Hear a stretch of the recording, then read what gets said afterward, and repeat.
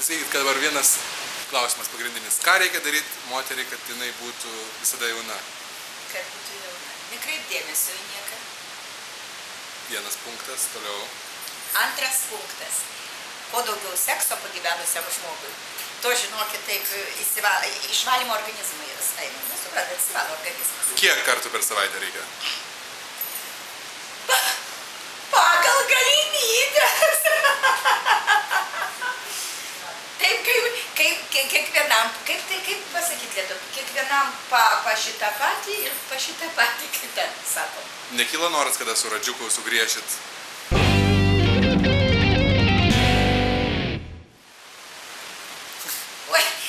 Pala, gal jos tos taburetės išlift. Jeigu man būtų 20, aš apie tai gal ir pagalvočiau, bet žinokit, man 20 su uodega ilga, aš turiu savų draugų, savų pažįstamų ir man atrodo, aš susirandu, jeigu man reikės. Ir mane suranda, jeigu reikia. Čia būtina. Žinokite, čia būtina. Vat jaunimui taip ir pasakau, čia yra būtina. Gerai, tai o ar balsuojat už Radžį laidoj šokį? Būtinai. O kiek kartų, pavyzdžiui, esate daugiausiai prabalsavus? Žinokit, aš neskaičiuoju.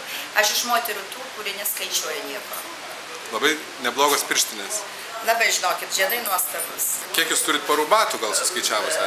Žinot, negaliu pasakyti, nes aš to net nežinau. Bet kad daug, tai daug. 100. Ne, 100 neturiu, bet kokie 40 tai tiksliai. Žinokit, pati savo esu stilistė. Taip galiu aprengti visą televiziją ir dar pusę Lietuvos. O nagai? Šiai dienai yra nagams lakas dažyti ir už 50 litų ir už litą. O jūs kokį lakuojatės? Ir ne už 50, bet ne už litą, bet čia man yra padovanotas. Mano poryt gimtadienis, jau man padovanojo. Poryt gimtadienis? Taip.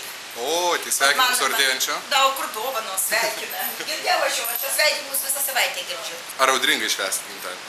Aš pagal kraują esu audringa. Tau švęsiu, kad girdėtų Ukrainoje. O tai Radžį pakviesit? Į balius niekas nieko nekviečia. Žmonės, kurie tave gerbia, kurie tave myli, ateina patys.